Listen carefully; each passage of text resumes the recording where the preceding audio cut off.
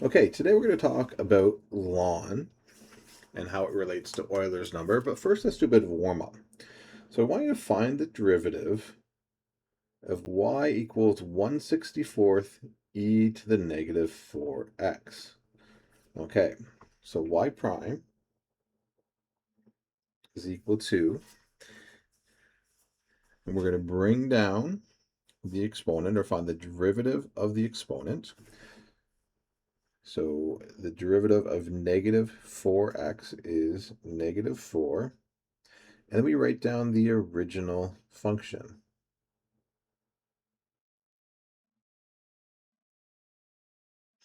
And then we can simplify this a little bit here and make it negative 4 over 64, or 1/16. But I'm just going to kind of write it as this because I'm looking for a pattern here.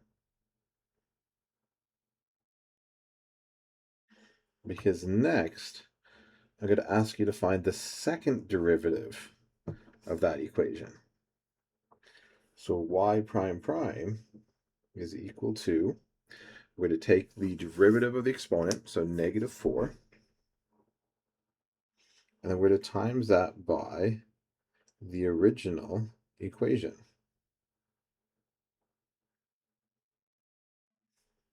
And then if we simplify that down,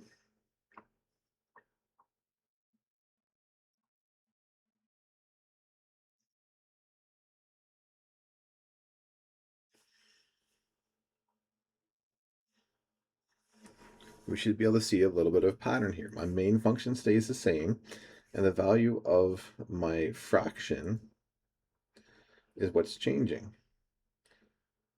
So we find the third derivative now. Let's see what's going on here. So the third derivative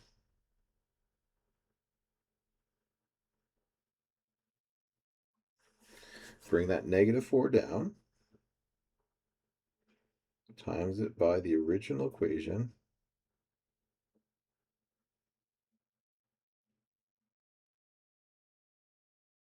and then we can always simplify it down. Okay, so it's going to be negative again, and it's going to be 64 over 64 this time. I'm going to leave it like that.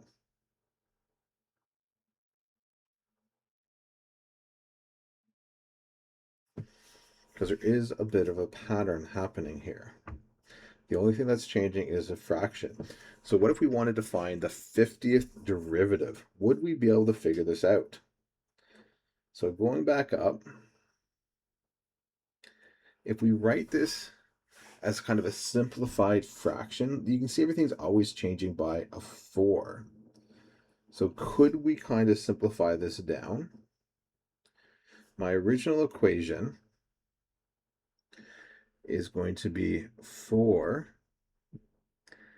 to the negative exponent. So I need to know what 4, how can we write 64 as a power of 4? So we have 4, and then we have 16, and then we actually have 64. So this is like 4 to the negative 3 e to the negative 4x.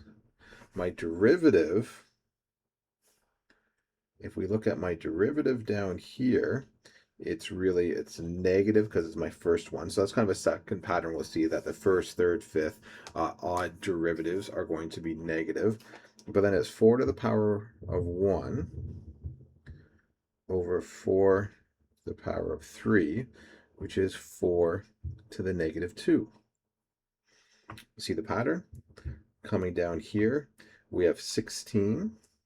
So we're going to actually end up with 4 to the negative 1 as my fraction out front. And then I think you can see the pattern when we get 64 over 64, that is 4 to the power of 0 times my original function. So if it is yn is kind of my derivative, then it's n minus 3 is my exponent, if that makes sense. I'm on my third derivative, and I finally got my 0. So if I want to find the 50th derivative, I want to find the 50th derivative, I know it's going to be 4 to the power of 50 minus 3 e to the negative 4x. And because it's the 50th derivative, it is an even number, it is going to be positive. So I don't really necessarily have to do the math. I just wanted to show a really neat kind of pattern when we're finding the derivative using Euler's number. Because remember, the derivative of e to the x is e to the x. Okay, we were talking about Euler's number and y equals e to the power of x. It is an exponential function, as we saw, so then it must have an inverse logarithmic function of base e. So log base e of x is what we call ln x. So it is pronounced just like lawn, like you have lawn in your house, and we call it the natural logarithm. So all log laws apply to ln x because ln x is just a special way of writing log base e to x.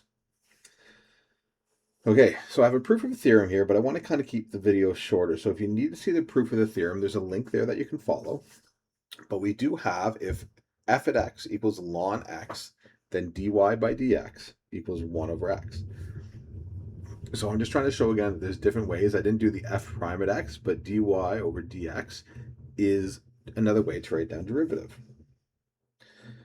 So kind of following that same pattern as last time. So if my f at x equals the ln of g at x, then my derivative is still my 1 over my original function times the derivative of that original function. Okay. So let's look at some samples here. So our first sample, I'll try to leave the equation kind of up on the top here as we work it out. So the equation is y equals ln of 3x. So if I want to take the derivative of that, I'm going to do 1 over whatever I'm taking the ln of, so 1 over 3x. Then I'm going to times that by the derivative of g prime at x. So what the derivative of 3x is actually 3. Oh, and this works out really nicely. I'm going to end up with 3 over 3x, or I'm going to end up with 1 over x. So you can see I'm still kind of getting the same derivative of 1 over x because it's just a very simple inside g of x. So let's look at something a little bit more. Let's add a little bit more inside the brackets. So let's find the derivative of y equals ln of 6x minus 4. So my derivative is equal to 1 over my function times the derivative of my function. So the derivative of 6x minus 4 is going to be 6, and then the derivative of negative 4 is 0, so I'm not going to write that down. So it's just going to be 6. So I can clean this up a little bit. I could kind of divide everything by 2, so I can end up with 3 over 2x. Oops, sorry. 3x minus 2 as a simplified derivative. So let's go a little bit further now. Let's start making our derivatives a little bit harder to do. So now I'm going to combine the derivative of a ln with the derivative of e to the power of x. But just remember, what does it say to do? We do 1 over whatever we're taking the ln of, so 1 over g of x, our kind of our inside function, times the derivative of our outside function, or inside function. So ln of g at x, the derivative is 1 over g at x times g prime at x.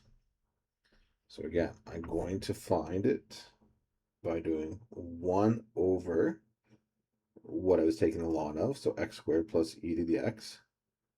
And I'm going to times that by the derivative of my g at x, so the derivative of x squared plus e to the x.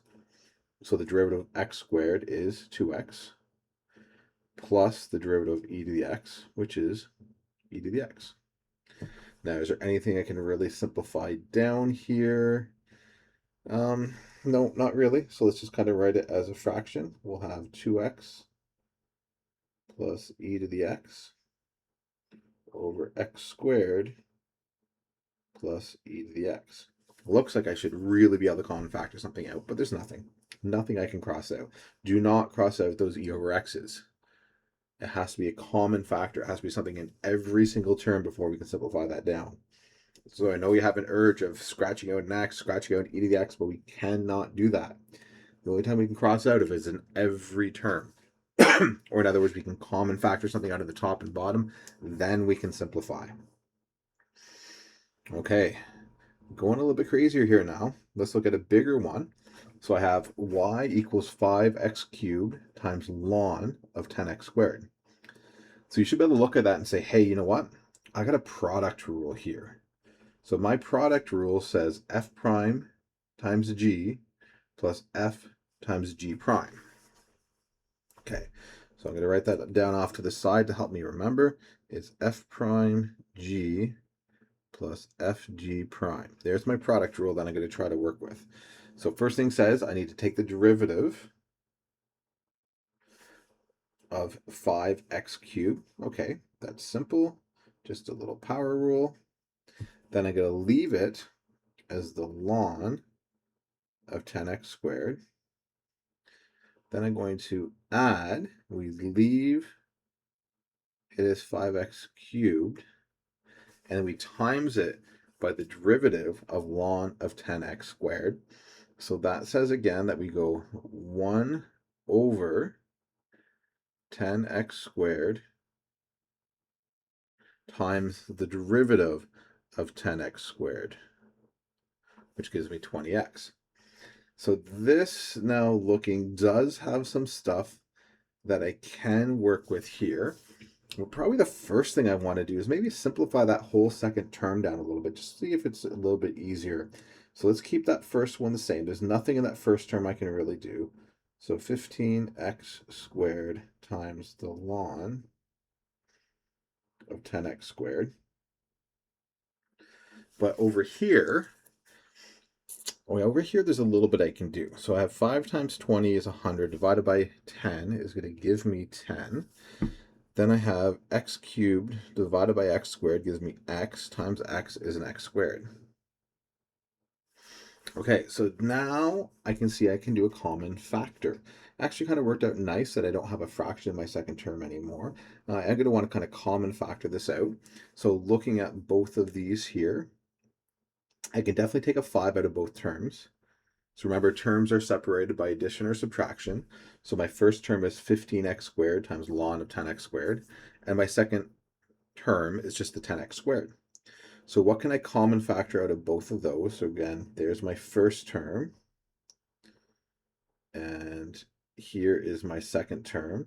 So what do I have in common? Definitely a 5x squared.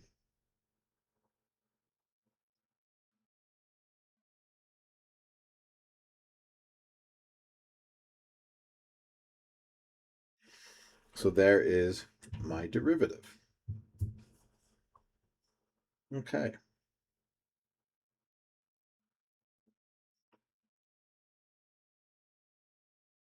So let's go now and let's try to find another derivative here.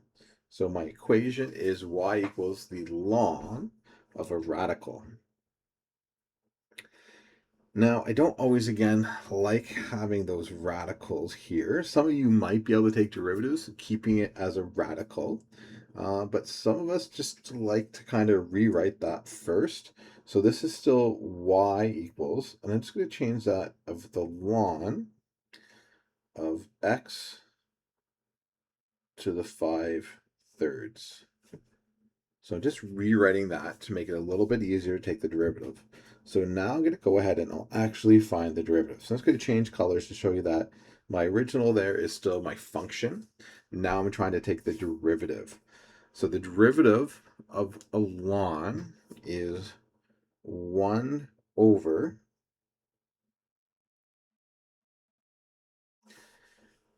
whatever I'm taking the ln of times the derivative of kind of that inner function. So it would be 5/3 x. Now I got to subtract 1 from that exponent, so I'm subtracting 3 over 3, so it's going to be x to the 2/3. All right, now we can see that we can simplify this down a little bit. I'm going to end up with 5/3. Maybe I'll write this out kind of in a couple of steps here. So I'm going to have 5x to the 2/3 over 3x to the 5/3. So what this says when I'm doing my exponents is I'm going to want to have, so just looking at my exponents here off to the side, I have x to the 2/3 divided by x to the 5/3, which means I want to do 2/3 minus 5/3. Okay, so that's going to give me, oh, that's going to work out nice. 2/3 minus 5/3, so they're already thirds, so it's going to be over 3. And then 2 minus 5 is minus 3, so it's going to give me a minus 1. So my final answer is going to be, so I'm still going to have the 5, I'm still going to have the 3, and I'm going to have an x to the negative 1 or an x on the bottom. So there is my derivative, 5 over 3x. Worked out really nicely with that one there. Okay, so where am I? Sorry, this tablet doesn't like to zoom sometimes. Just checking to make sure I got everything I wanted to talk about. So look at this. Determine the equation of the tangent to y equals ln x squared over 3x at the point where x equals 1. I told you we're going to see this time and time again. So there are a couple of things we need to do. We need to find our slope at x equals 1. So if I want to kind of a list of things I need to do, I need to find y prime at 1. That's going to give me my m. So this is my m. The other thing I need to do is I need to find y at 0, which is just going to help me find my point. So it's going to find my y for me. So there's these two things I can do here. It doesn't matter which one I do first. So as I said, kind of when I'm doing calculus, always a chance that I need to find a derivative. So let's go ahead and just find that derivative. So y prime, I'm just going to find the general derivative first, is equal to, quotient rule here, or we could use a product rule by bringing that up. So for those of you that aren't sure what I'm talking about, let's do it this way. Let's actually change this. So let me get rid of this because it's not y prime I'm going to find first. I'm going to actually change my equation to the ln of x squared times 3x to the negative 1. So all I'm doing is bringing that up so I can use the product rule instead of the quotient rule. But honestly, it would give me the same either way. And once I take the derivative, I know I have an x equals 1 that I'm going to sub in. So to find this derivative,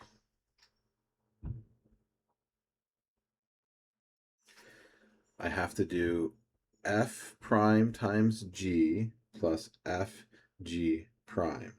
So derivative of ln x squared is my f prime. So this is what I want to do now, is I want to find my derivative of ln x squared. So the derivative of ln x squared is 1 over x squared times 2x. So 1 over my inside function times the derivative of my inside functions. And then I'm just going to multiply that by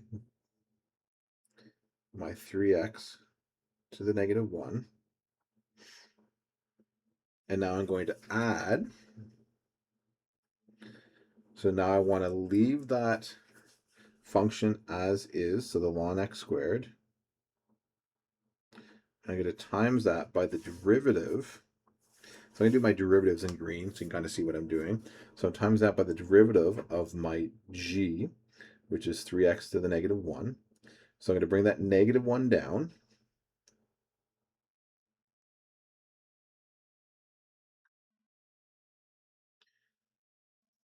And I'm going to subtract 1 from the exponent, timesing it by the derivative of what's inside. Oh, I'm running out of space.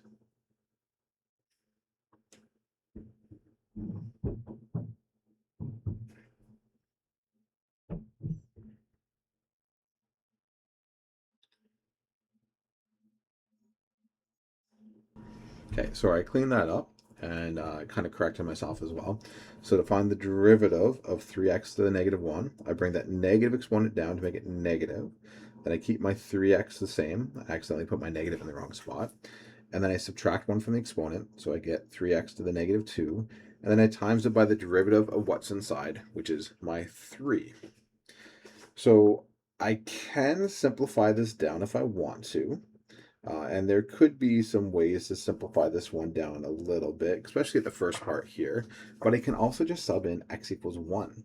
So it doesn't matter what I'm doing, but I do have some negative exponents. So sometimes it helps to kind of just even rewrite things to get rid of negative exponents, if that helps.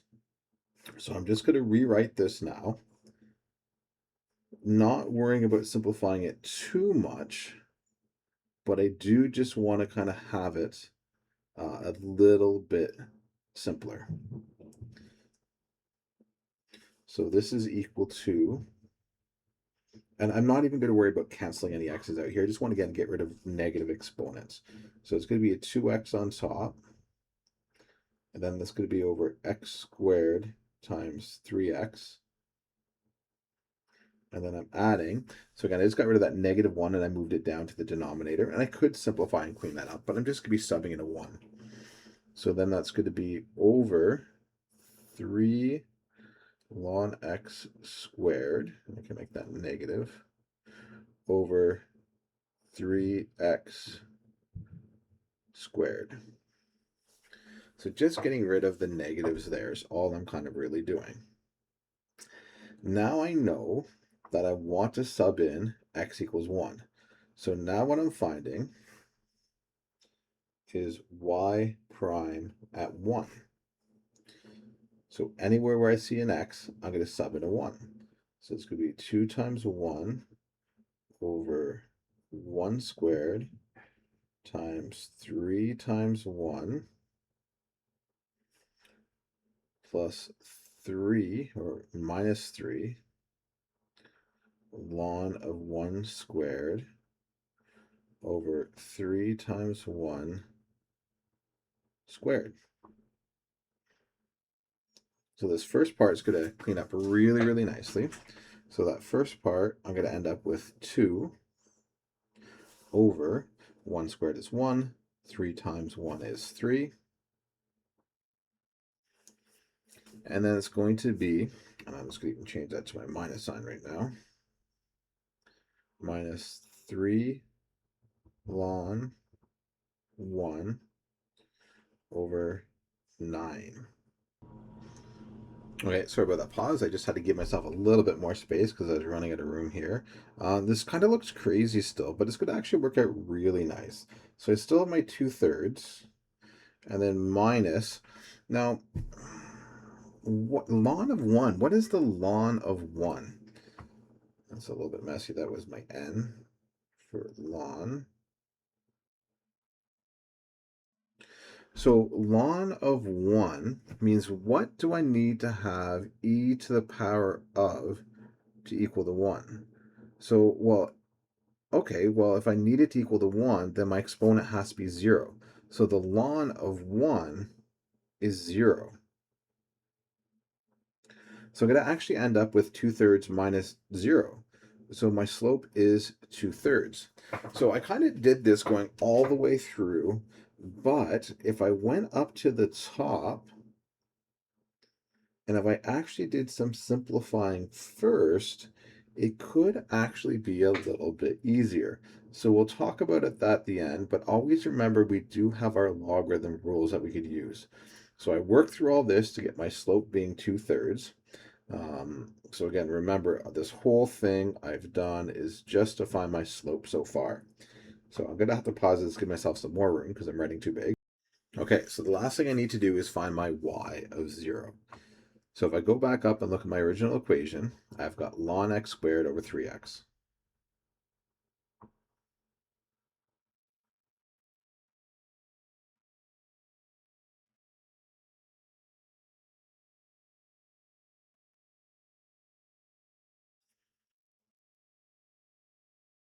Paused, I knew I did something wrong there. It is 1. So I want to find y at 1. Okay, so same thing. Ln of 1 is 0 over 3. So what this actually gives me is that I have a slope of, or my point is 0. So my y is actually equal to 0. So the point I can use is I'm going to have 1, 0. So I want to find the equation, and I have my slope. I can do this pretty quickly, and I'll try to do this off to the side here, is that my final equation is going to be y equals mx plus b. I know my y is 0, so I want to use my y equals mx plus b. I know my y is 0. I know my slope is 2/3. Oops. I know my x is 1. So I'm going to end up with my b being minus 2/3. So my final equation is y equals 2/3 x minus 2/3. And I could simplify that down if I want. All right. So the last one here is a challenge.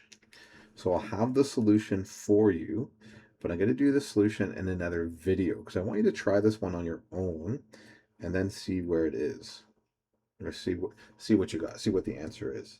And actually what I'll probably do is put that solution in another file and attach that right there. So I'm going to end this video here because we're already over 25 minutes, but I want you to try this one. This is a great question for a test. You know, I love to give you some kind of crazy complex question at the end of a test.